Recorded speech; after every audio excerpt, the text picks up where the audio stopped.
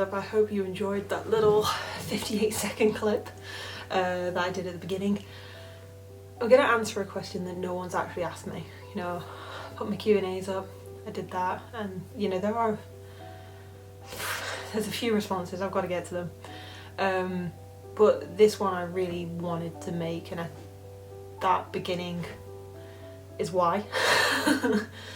We're on week 8 of my post-rupture of my Achilles, and leading up to doing all the Q&As and stuff, a lot of questions that I got asked, obviously, or a lot of conversations that I have had are based around that. I mean, you can't get away from it because I've got a massive boot on most of the time.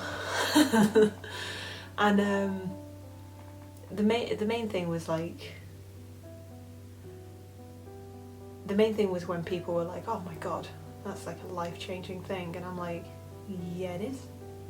Thank you for telling me.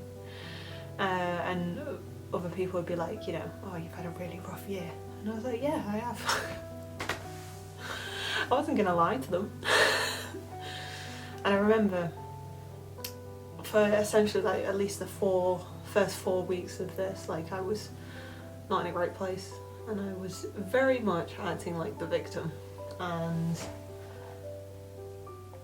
the difference was, I remember distinctively the moment that I was sat, I'd got back to work, I'd got back into kind of like a normal routine, for me at least, work-wise.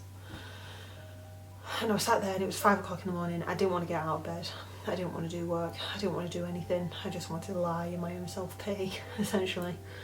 And I laid in bed. And then, and I was there, and I was just like, if you continuously act like the victim in your own life, you will be the victim. You know, life has a funny way of doing that. If you think negatively all the time, in turn your life will be negative. And I really do believe that, and I think it's, in a way, it's how I've been able to live the life that I want to. I never take no for an answer, if you get me. You know, like I'm very impatient in a good way. I'm willing to work hard and stuff like that. And in this I was like, you know, I'm not the only person who's gone through this. I'm not the only person that has gone through a situation like this, and life-changing one. And you know,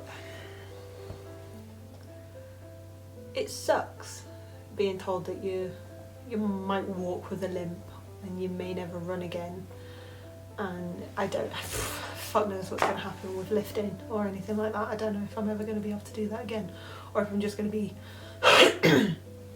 I'm just going to be like one of those dudes in the gym that only ever work up a body. I don't know what's going to happen.